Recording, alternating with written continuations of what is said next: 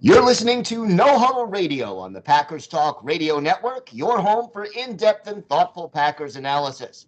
I'm your host, Gil Martin. My co-host is my good friend, Sean Tien. In addition to this show, I host Locked On NHL, and Sean was a TV sportscaster in Minnesota. We're here to talk Packers because you're all here for one thing, and that's a love for Green Bay football. Sean, Super Bowl is coming up, and then the long off season. It's already the long off season for I the know. Packers. It just feels like, and Brian Gutekunst said it, a few weeks ago at his end of season press conference, where it felt like a Super Bowl team this year. And even though they weren't supposed to be, it felt like this team was destined to go to the big game in Vegas, in the Sin City this weekend. But obviously the Packers, they're not there. But if you look at the bright side, which is similar to 29 other teams. Yeah, they're getting a jump start. They're getting a head start on the next season, and a lot of coaching staff changes, Gil. Yeah, a lot of changes in the coaching staff, which I guess had to be expected when, you have a new defensive coordinator. And I think it's wise overall that they are allowing, Hafley to bring in his own people. And that's one thing they didn't do when Joe Barry took over. And I think they sort of realized that was a mistake. Yeah, and the thing is Jeff Hafley, he is keeping some guys on, like defensive backs coach Ryan Downard. He's staying put. Jason Rebrovich, he was the outside linebackers coach last year. Now he's going to be the defensive line coach. But Jeff Hafley, he's moving on from a big name that was in that defensive coaching staff in Green Bay, and Jerry Montgomery, who was a defensive line coach for a long time in Green Bay, and his players really loved him. He appeared to be a really good teacher, a really good coach. He's moving on to New England to be on that staff there for Gerard Mayo and company. He was the run game coordinator, but now Jason Rebrovich is a guy who obviously, I feel like this is a guy who keeps rising through the ranks, I think he's bound to be a defensive coordinator one day. That's something interesting. But then his assistant on the D-line will be Vincent Ogabasi. He was the previous Boston College defensive line coach under Jeff Hafley at Boston College, and he was also with Hafley for a short time when he was with the 49ers. So some interesting moves being made in that defensive line room. Yeah, definitely. And, one thing I like is that they're getting younger at the assistant coach's position overall. And I think when you have such a young team, there's a certain logic to that. I kind of like the fact that you're creating a coaching staff that probably will relate very well to the roster that you have. And that's what I was just going to say, where young coaching staff, youngest team in the NFL this year, there's going to be the relation's going to be a lot better. It feels like stuff's going to connect a lot better, where these young coaches are going to know how to connect to these younger players. These younger players kind of know what to expect at this level too. So as long as they can be good teachers and develop well, I'm not going to have any complaints. It's obviously a wait and see approach. Defensively, though, also the passing game coordinator, the Packers changed it up. Greg Williams, he's no longer here in Green Bay, but Derek Ansley was hired as the passing game coordinator, previous Chargers defensive coordinator, replacing Greg Williams. Chargers defensively were kind of a train wreck. The Chargers in general were kind of a train wreck last year.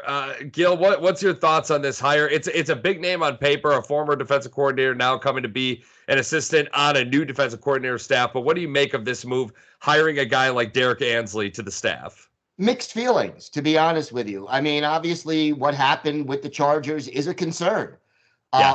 On the one hand, and yet you want to have that balance between guys with recent pro experience and guys with the college experience. So to me, it's a wait and see. I mean, it's less concerning than the track record that Joe Barry brought before he became the defensive coordinator, because he had that specific defensive coordinator experience, albeit with some less talented teams. So you weren't sure if it was Barry or the roster or a combination of both. I think, I'm willing to give, a reasonable chance to these new coaches. It's a concern. I'm looking at it, but it's not like, oh my gosh, boy, did we screw this up. Yeah, and with Derek Ansley, I will say this too, where his boss was head coach Brandon Staley. Brandon Staley was the defensive coach. He was really the boss, man. Derek Ansley, he was the de facto defensive coordinator, but Brandon Staley was the defensive coordinator of that team. And Brandon Staley, his time as head coach of the Chargers was a mess. It was abysmal. That team was way too talented to finish with only 5 wins on the season. I know they lost Justin Herbert during the season last year, but Brandon Staley was a colossal, just a colossal mistake to hire by the Chargers. And then they had prize free agent J.C. Jackson come in a couple of years ago there. J.C. Jackson kind of, he mental health wise, I don't think he's quite there, which is really sad to see because he's a very good player, but he got traded and now he's not even playing in New England where he shined before signing that big contract with the Chargers. So I think a lot of stuff went into that. Just to go over some facts and figures, though, the Chargers this year on defense, they're 28th in total defense in the league, 30th in passing defense, unfortunately, only 9 interceptions. And that's something, Gil, where I'm concerned about, where you want the Packers DBs to be more aggressive, but the Chargers DBs only had 9 interceptions last year, and that was tied for 7th fewest in the NFL.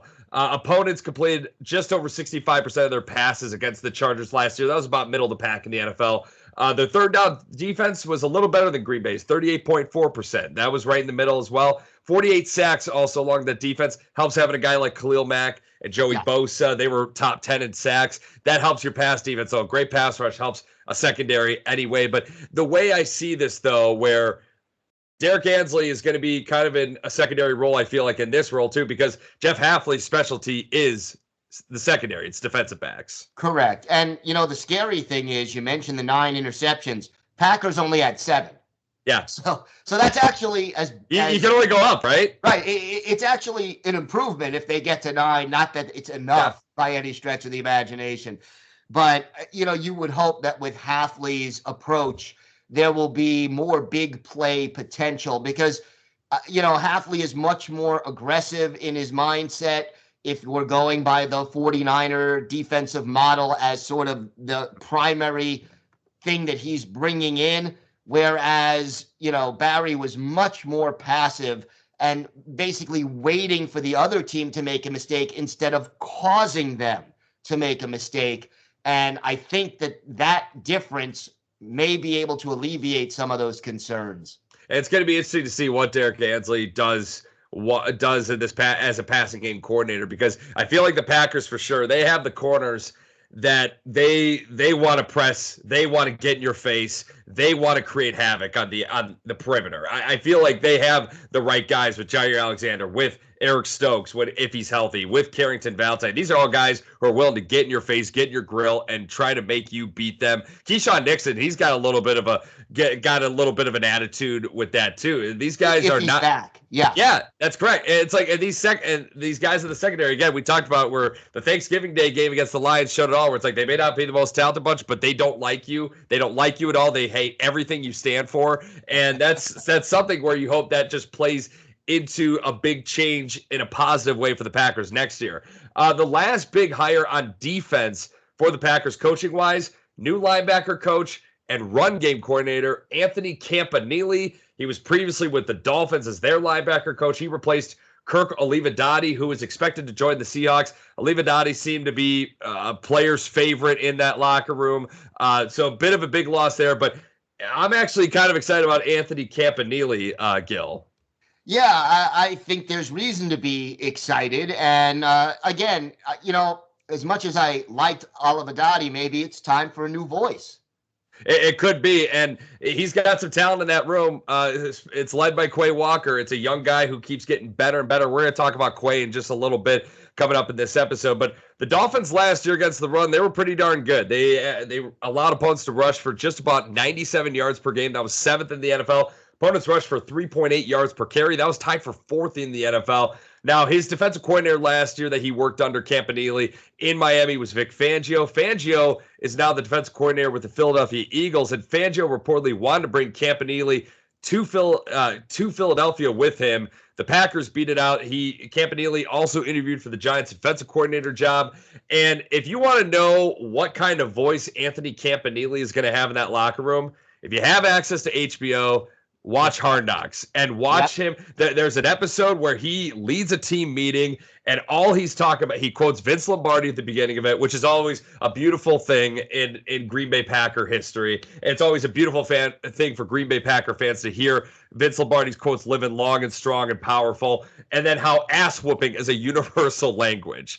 I want that. I was ready to run through a snowbank outside, Gil. It was great to see. I remember that. And it does make you inspired. It makes you ready to go out there and hit somebody, Yeah. And guys, Quay Walker, he hit some guys in his rookie year as outside the whistle. He got ejected a few times, but now he kind of brought it together last year attitude wise. That guy's not afraid to hit, though. And there's a lot of guys in this Packer defense who are not afraid to hit. And Anthony Campanile, it just feels like this is the kind of fiery linebacker coach you need that's going to have his linebackers run through a brick wall for him. Yeah, and we need that. We need, again, that aggressiveness, that assertiveness, that desire to dictate to the other team how this game is going to be played. And then offensively, there was a few news and notes with the coaching staff for the Packers. Tom Clements, good news there, returning as quarterback coach next season. He was with Brett Favre. He was with Aaron Rodgers. He's with Jordan Love now. And I am thrilled that Tom Clements is officially coming back, Gil. Yeah, he's sort of the guru, I mean, he does seem to be able to work very well with almost anybody who the Packers have put out there now. Favre, Rodgers, Love, you're talking about three very talented quarterbacks, so he's had good material to work with. But boy, oh boy, glad he's coming back because I just think he adds a lot to the quarterback room. It's crazy because we're talking about all these young coaches who they're hiring, who can relate to these younger players. Yet Tom Clements ages like a fine wine, and he just seems to know how to relate to whoever he's coaching. That's just the mark of just an outstanding coach, a very underrated coach, a guy who could have been an offensive coordinator, you would have thought maybe earlier in his coaching career, but just seems to be happy in the situation he's in. And Aaron Rodgers loves that guy to death. You know that. Brett Favre, I don't think he really worked with him a whole lot in Green Bay, but Aaron Rodgers, you know what he thinks of Tom Clements. Jordan Love loves Tom Clements. Matt LaFleur loves Tom Clements. And the good thing is, too, where it's like, I don't think we're going to, unfortunately, Tom Clements, he may be only around for what, a year, maybe 2 more years at most. And they hired a guy straight out of the NFL, Sean Mannion. He was in the NFL for 6 years, played with the Rams and the Vikings, only 32 years old. And he seems like kind of that next full-time quarterback coach in waiting, Gil. He does. And, it also kind of helps that he's coming directly from your division rival, Minnesota, adds a little juice to the rivalry. Maybe a little inside information as to what's going on that team's sideline. So, just another level to add to the rivalry. And Mannion is only he's going to be 32 years old in April. I'm actually older than Sean Mannion. That is just, I'm getting old, Gil. I can't believe it. And scouts, players, coaches, just reading about it, about Sean Mannion, where obviously talent-wise wasn't really there in the NFL. He was a great college quarterback at Oregon State, but scouts, players, coaches, from what I've heard, they've raved about his knowledge of the game. He's a really smart guy. Everyone thought he would be a great coach one day, and we may see him be a head coach in the NFL one day. Could be like Kevin O'Connell, who's the head coach in Minnesota, who didn't really play a whole lot in the NFL, but rose through the coaching ranks and now is a respectable head coach in the NFL. And Sean Mannion, this may be the start of something big for him. Yeah, it could be. First step, retiring as a player, coming into the coaching ranks. Let's hope he can do what he needs to do. And this will be a learning experience for him. But it's sort of perfect to have him come in as the assistant, learn from someone who's experienced and does a very good job. So, good first step for all concerned, I think. And someone, he hasn't really played the last few years, but he's close enough to the games. He's been in those rooms as a player where he can relate to Jordan Love. He could tell, you got to think where, hey, I'm seeing this. Are you seeing this too? Or, they could have some great discussions just being a player that's barely removed from actually playing in the game and being in those meetings on the player's side, where I think that's going to be huge for Jordan Love as well, just having some more eyes and ears who really know what's going on the field of play, what he's seeing and what he should be seeing, or what he isn't seeing, whatever it may be. I think it's just going to be a beneficial all-around move for everybody involved. But going back to the defense, we're going to grade some Packer linebackers. Few inside linebackers, few off-ball linebackers, few edge linebackers. Let's start out with inside linebacker Eric Wilson, primarily a special teams player. He did see some action at inside linebacker this year for the Packers. Appeared in 16 games, 31 total tackles, had a huge fumble recovery on special teams in the playoff game in San Francisco, in that divisional round loss in Santa Clara. Gil, small sample size, but what's your overall grade of Eric Wilson this year defensively? It's hard to give him much of a grade defensively. I mean, he's an adequate fourth line, inside linebacker on your depth chart. He's experienced. He's not going to make you look really bad. He's not going to hurt you, but he's not necessarily a playmaker either. His strength is special teams. So, I mean, I would give him a C plus, basically. And I would give him a C plus too. Mainly the plus is because it was that Monday Night Football game where the Packers lost over in your area against the New York Giants. Yep. And Eric Wilson had to come in an emergency on a 4th and short, and he stuffed it. And he helped create a turnover on downs for the Packers defense. He just seemed like a guy where, hey, he's not going to play a whole lot of defense, but if you need a guy to fill in just for a play or two, he knows what he's doing. You don't have to worry about him not being able to do his job or mentally not being there. It just seemed like somebody you could count on in a pinch. And that's why I give him a C plus. Yeah, I mean, he fits the mold of what we're asking him to do adequately. I loved his hustle on that fumble by Keyshawn Nixon in the playoffs, but again, that's on special teams. So, overall, I think that he is a solid veteran backup. Here we go. We're moving on to the next linebacker. We're going with Isaiah McDuffie. He was primarily the third linebacker this year. Played 16 games. He started 8 games, 86 total tackles, had half a sack and a pass deflection. Gil, Isaiah McDuffie was someone I thought wouldn't make the team coming out of training camp this year. I was definitely wrong, and he looks like a guy who belongs. What's your grade on Isaiah McDuffie this season?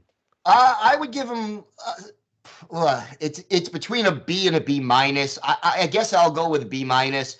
He is smart. He knows how to play the game. His lack of size, which is what I think kept him from being drafted higher. He sometimes struggles to get off blockers when they engage him, but he knows where to be. He hustles. He's intelligent. I'm going to go with a B minus, but I think it's a very strong B minus. How about you? Yeah. I would give him a B. Because I honestly thought he was our second best inside linebacker this year. I really did. He was solid, and he's a missile, man. Like AJ Dillon talked about, where he's bald. He wasn't bald in college, but he's bald, so it makes him a little more aerodynamic out on the field and makes him a little faster out there. He has an opportunity, Gil. I don't know what they're going to do at inside linebacker this offseason. I don't know what changes they're going to make. He may start. He may start next year. He legit showed some flashes, and he's 3 years into the league now. He's going into his 4th year. This is a contract season. This could be a big year coming up next year for Isaiah McDuffie. I think he really, was a pleasant surprise in a lot of ways. He could start for several teams. It might include the Packers. He's still, as you said, young. He's finished up with his 3rd season. I like Isaiah McDuffie. He's one of those guys where, he may be the kind of player that you look to replace him on paper every year and you can't. That he just keeps coming.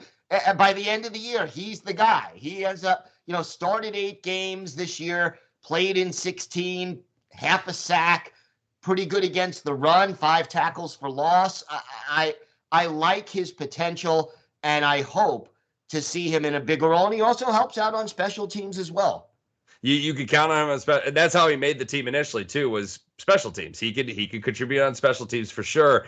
And he has the previous ties to new defensive coordinator Jeff Hafley from their days at Boston College. And that's something that could be a factor. I don't know if it's actually going to be a factor. It always changes at the NFL level. I mean, look at all I think of is when Pete Carroll a long time ago became the Seattle Seahawks head coach, and everyone thought Pete Carroll was going to select Taylor Mays because Taylor Mays was his safety at USC. Instead, he selected Earl Thomas, and Earl Thomas went on to have a Hall of Fame career in Seattle, and he was amazing. And that's something where you gotta judge the talent you have. It doesn't matter previous ties; you got to go with the best 11 at all times. But Isaiah McDuffie, he played a lot in passing situations more so than Devondre Campbell this year. And Devondre Campbell, it was a bit of a struggle this year. It's been downhill ever since his first year at Green Bay a few years ago when he was named a first-team All-Pro in the NFL. He started 11 of 11 regular season games this year. He struggled mightily defending the passing game. That's where his big weakness was. 75 total tackles. He did have one pass deflection. Gil, what is your grade on Devondre Campbell this year? It's tough. I like Devondre Campbell. He has leadership ability. He is very smart. The problem, he can't seem to stay healthy. And, he played in 11 games, but was he even healthy fully for half of them? That I think was part of the problem. And you could hear toward the end of the year, I remember his quote, I'm not going to be playing through injuries anymore. That might have been partially due to frustration with Joe Barry. It might have been frustration that he didn't feel the team appreciated the effort he was giving to be out on the field, even though he wasn't 100%. That being said, he didn't live up to that, all-pro level that he had the first season in Green Bay. I give him a C+. I'm a little harsher than you. You're a little more generous. Injuries, I think, were a big factor, but I feel like this is. I'm going to give him a similar grade I gave Jair Alexander. That's a D+. Wow. It was. Wow. It was really a struggle. When he was in there, and I think injuries were a big factor for sure. I think his character is outstanding. He was the Walter Payton Man of the Year nominee for the Packers. There's nothing against his character, but when he was out there, he missed a lot of tackles. He struggled he was targeted a lot in the passing game. Opposing offenses made sure to game plan to attack him when they were on offense and when the Packers were on defense, because he was a liability out there in the passing game. And that's where you saw later in the year where Joe Barry made this is a compliment of Joe Barry, where passing situations, he took Devondre Campbell out of there because he knew that he was kind of limited out there moving around. And it just seems like he's just continued to slide downwards more and more. I know people are thinking, the Packers probably going to cut him and everything after the year. I do think he sticks around another season, mainly because financially it would do more damage than good for the Packers to let him go at this point. But it's not looking good for Devondre Campbell. I hope he wins Comeback Player of the Year next year. I hope he bounces back in a new defense with a new voice in charge, and I hope he's awesome and he gets back somewhere near that all-pro level from the 2021 season. Next up, Quay Walker, the second-year inside linebacker, started 14 regular season games out of 14, 118 total tackles, 2.5 sacks, 3 pass deflections. He had a pick six in the season-opening win at Chicago. Gil, in my opinion, he got better. The defense is totally different when he is on the field. What are your thoughts? What's your grade on Quay Walker this year? Quay Walker, to me, he is solid, but the big play factor is what separates him from potentially being a Pro Bowl player. Mm-hmm. And we saw the pick six in the season opener. That was a big play at the time. And then no more interceptions for the rest of the year. I think toward the end of the year, he did improve in blitz packages, which he seemed like early in the year to be just a guy. Like, okay, I'm going to run through the A gap. He never got there, but he did make blockers pick him up toward the end of the year, and he finished with 2.5 sacks and 7 tackles for loss. I think he was starting to figure out, like, okay, if I make this move, in addition to going through the A gap, I can get more pressure on the quarterback. So that was encouraging. I give him a solid B, with the caveat that if he starts to be a more big play kind of a guy, he does have the skills to be a potential Pro Bowler. I'm going to give him a B+. I really do like Quay. I just think that defense, and I think opposing offenses too, where I don't think he really made many plays in the passing game because they weren't attacking him. Opposing offenses were trying to stay away from him. He's the best open field tackler among the inside linebackers of the Packers, in my opinion. And when they got to, I feel like Jeff Hafley is going to use him a lot more as a blitzer next year, which he should, because he is so long. He is so fast. I mean, he's 6'4", 240 pounds. He's a big dude. He's a big dude who can run like hell. And there's a lot you could do with Quay Walker. I'm not saying like he's going to be a Fred Warner type or something like that, but he has that. He has that potential where he has that athleticism. He has that length. He has the speed. He has. There's a lot to like about Quay Walker, and it just feels like he's really coming into his own, and it's really exciting just to see. Just to see the growth happening. And I think year 3 next year is going to be a big year for Quay Walker. Now I'm going to the edge linebacker group. Let's go to Kingsley Enagbare, third edge rusher primarily this year. He started 4 games, actually. Unfortunately, tore his ACL in that wild card win at Dallas in the playoffs, so he may miss the start of next year. Hopefully not too much beyond that. 37 total tackles on the season, 2 sacks, pass deflection, and a forced fumble. Gil, as that third edge rusher, you hope for a little more when you're rotating in as much as he did. But what was your overall grade on Kingsley Enagbare this year? You know, there are certain things he did better that I don't think necessarily showed up in the stats package. I think his pressure rate and his pass rush win rate were better this year than last year, even though the sack total went down a little bit. I think fundamentally he's learning the game, but he's just like that half step away from making more of an impact. So I think this was a promising second season, but not as big a step forward as maybe we had hoped for. I'll go with a C+ on Enagbare, and I really hope he's back because I like this kid. C+, I agree. I have the exact grade written down. Great minds think alike per usual, Gil. And it is a bummer that he did tear his ACL so in the playoffs too, where you may not have him next year. And that's a critical year for him. You know, he's going into the 3rd year of his rookie contract, and now with that injury, you know, you do have some depth in that edge rushing room. If you like Brenton Cox Jr., he's going to take that 4th edge rusher role maybe next year. But you may look at drafting an edge rusher. And if you look at all the Super Bowl winners from recent memory, you cannot have enough depth at the edge rusher room. So losing a guy like him who was always be drafting an edge rusher. That's one of those premium positions that you always need more people who can get the job done. It would be even if it's on day 3. You should always be adding somebody to that room.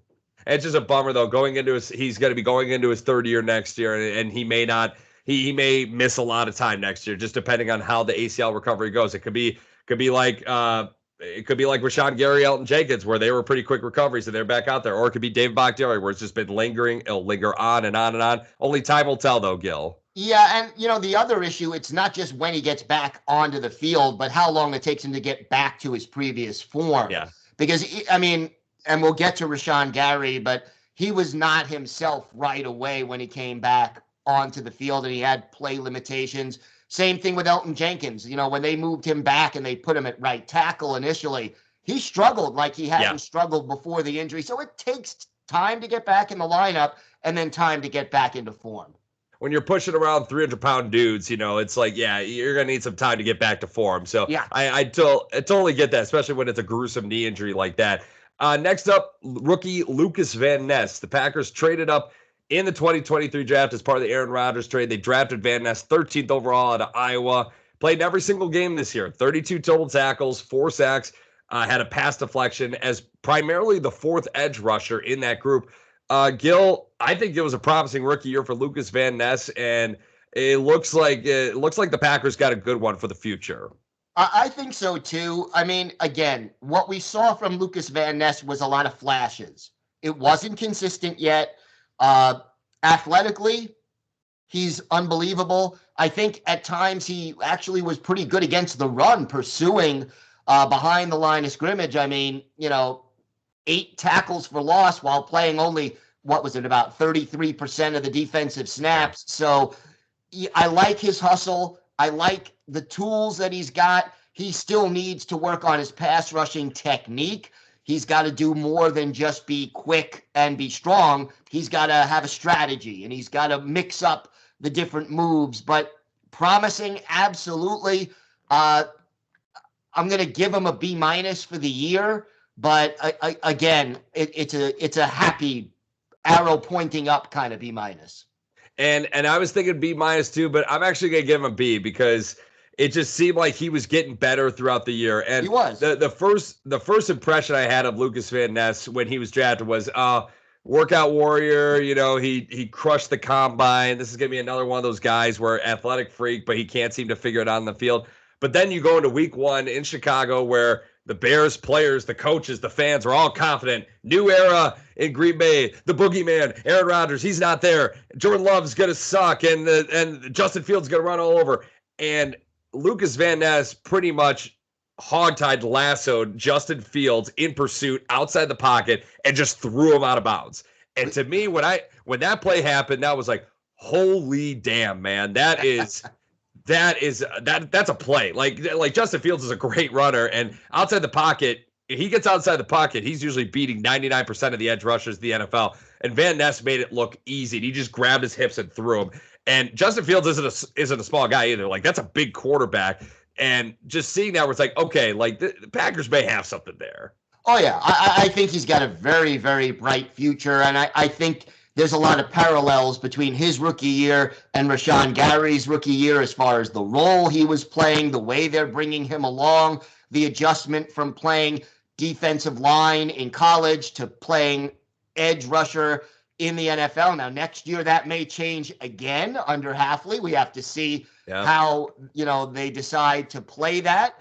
But I really love his potential, and that sack of Justin Fields, who was big and who was athletic and who was fast. That was a beautiful sight to behold. And you could see where Lucas Van Ness, like Rashawn Gary, where his first year in Green Bay, he got to lean on some veterans in that edge rusher room. And Lucas Van Ness gets to lean on a guy like Preston Smith. And you could tell he watched Preston Smith a lot, where the way how Preston Smith sets an edge and how he pursues on the edge too, where Preston Smith isn't the fastest guy, but he knows how to do his job, and he does it pretty well for the most part.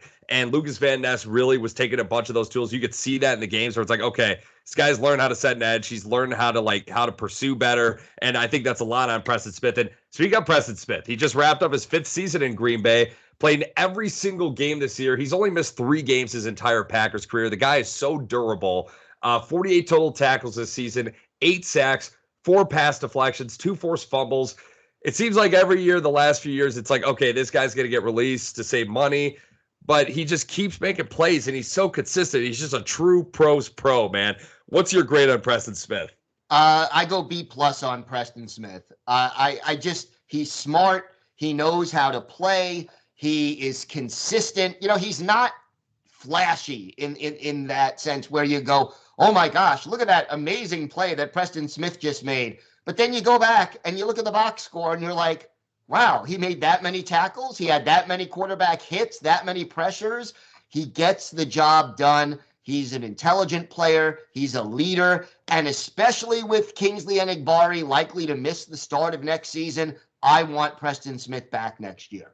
I do too. He's such an important veteran presence. And when we were going into the year, we were talking about, these veterans like David Bakhtiari, Devondre Campbell are going to be important. We didn't even mention Preston Smith, which is kind of crazy because he's important, man. He's an important voice in that locker room. He's obviously very well respected. Coaches love him.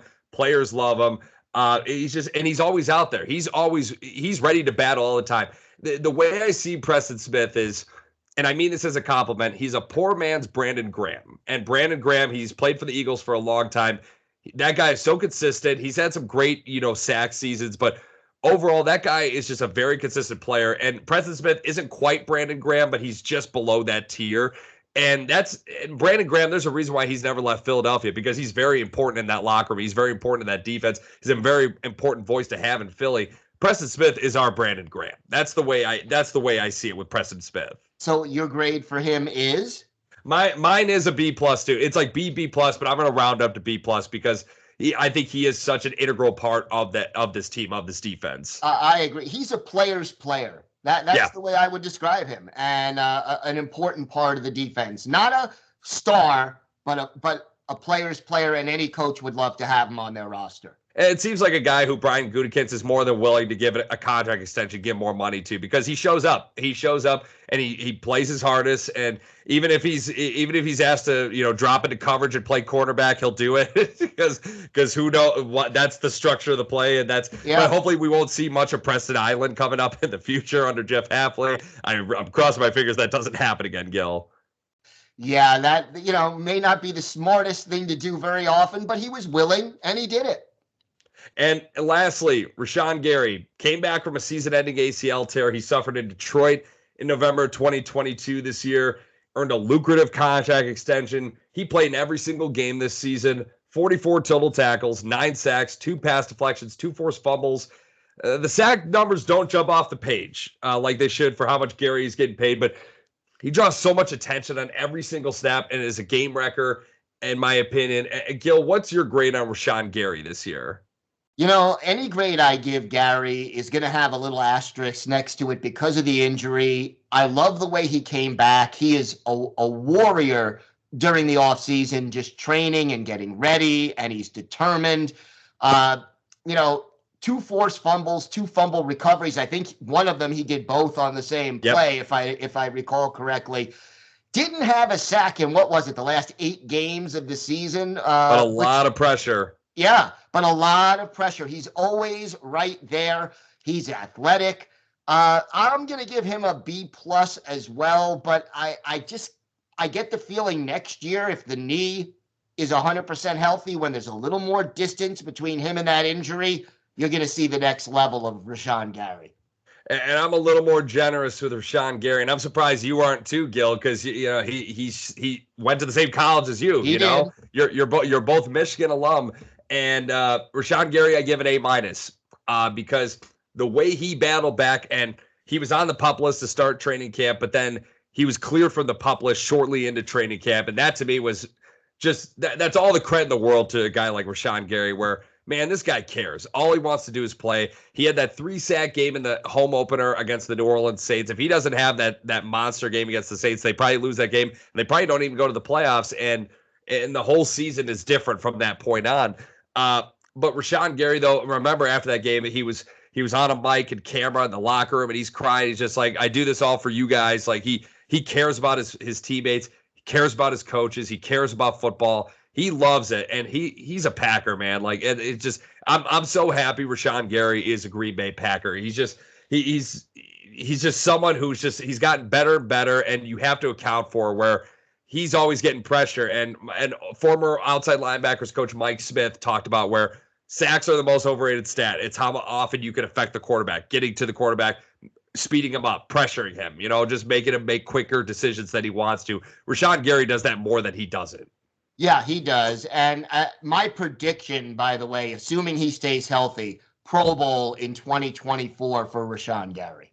I'm hoping for all pro, man. I'm hoping higher than Pro Bowl, Yeah, I'm hoping for Defensive Player of the Year. But, yeah, I think Pro Bowl, barring his injury stuff, I think Pro Bowl is definitely out there, where the discipline on the edge, though, I will say for Rashawn Gary, his discipline needs to improve for sure. He got sucked in a lot of times in the run game. That needs to change. New structure for defense. Who knows what his role is going to be, but he's probably going to still be playing a lot of defensive end. He's got to be better at setting the edge and being more disciplined against the run game. That's my only critique of Rashawn Gary. Outside of that, he's an excellent pass rusher, and he is very feared by opposing offensive lines. That's always the issue with him. It's that setting of the edge. It's frustrating at times because he's so fast, but if he commits the wrong way, it's too late. He's given up the spot. NFL, it's a few steps makes a whole difference. It's a game of inches for a reason.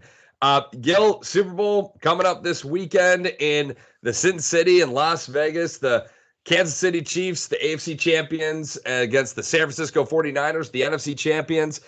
We got some prop bets. We're not going to do trivia, but we got some prop bets. And Gil, I'm curious to hear where you sign on these prop bets that I'm going to read off. You ready for me to rattle off a few? Let's go for it.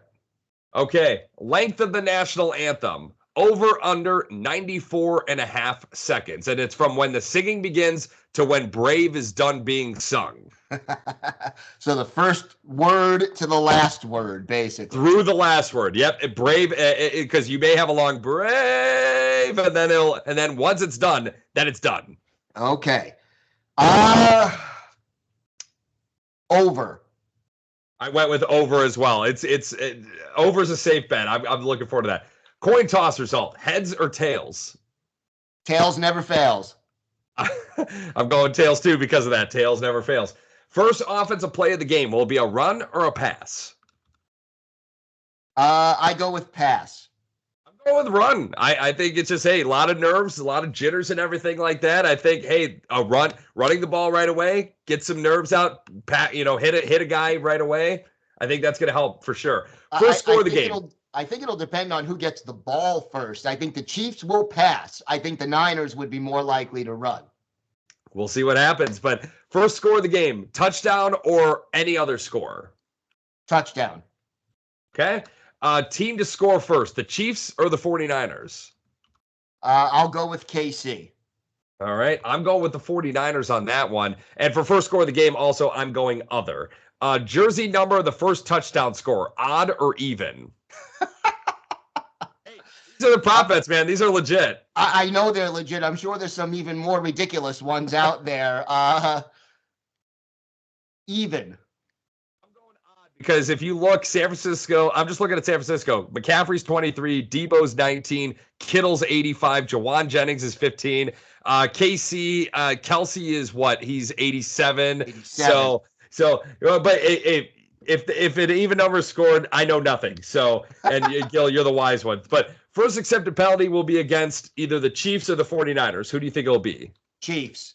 I think it'll be the Chiefs as well. Brock Purdy passing yards, 220 yards and over or 219 yards and under? I'll go under. I'm going to go under as well. I think it's going to be a gritty game. Patrick Mahomes passing yards, 250 yards and over or 249 and under? Over. I'm going under with that one as well. So, wow. Travis Kelce, the future possible Mr. Taylor Swift, will he score a touchdown? Yes or no? Yes. Yeah, I think he's got to score a touchdown. I mean, he has to. I'm going yes as well. Will there be an offensive offsides penalty called? Yes or no? Offside, not illegal motion, but someone offensive lining offsides, up offside. No. No? Okay, I'm going no as well. I think the refs are just going to let them play and let them line up wherever. Length of the longest touchdown, over under 34.5 yards. I think there'll be one long one, over. I'm going under with that one. I think both these defenses are really good. They don't allow the big play. But you're probably going to be right, so I'm probably going to be wrong. Length of the shortest touchdown, over under 1.5 yards. Over. Okay, I'm going under, so we'll see what happens. Total quarterback sacks, both teams total, over under 5.5 sacks. Over. I'm going over as well. I think it's going to be a big sack fest for sure. Gatorade bath color, is it going to be water, clear, orange, or any other color? Any other color. I'm going any other. The odds are in your favor when you go any other color as opposed to three, right? Take the field. Position of Super Bowl MVP, quarterback or any other position? They always go quarterback, so I'm going to say quarterback. All right. Patrick Mahomes didn't win MVP his first time in the Super Bowl. Remember, it was Damian Williams, I believe. It was. Yeah. So you never know what's going to happen. And then the winner, Gil, Chiefs or 49ers, and give me a score prediction. Boy, these teams both have their flaws. Chiefs 24, Niners 21. I got Chiefs 20, 49ers 16. I think this is going to be a grinder of a game. I think it's going to be a real tough one. But happy Super Bowl weekend, everybody. And I wrote down all the prop bets that the sides you side on. I have my side. We'll probably recap that next week. I'm curious to see how that all shakes out. Should be fun. Absolutely. Yep. It always is. It'd be more fun if the Packers were in it, though. Well, that's a different level altogether. We need to be back soon, Gil. Hopefully next year. Yep. Fingers crossed on that. Well, that's it for today. We'll be right back here next week. Follow us on Twitter at Gil Packers and at GB Packers Sean. to stay up to date on all things Packers or to ask us questions. Or you can email us at gbpackerssean@gmail.com. Make sure you subscribe to Packers Talk on iTunes, Google Play, Spotify, or wherever you get your podcasts. Big thanks to PackersTalk.com for powering our show, and thank you for listening. Until next time, go Pack Go. Go Pack Go.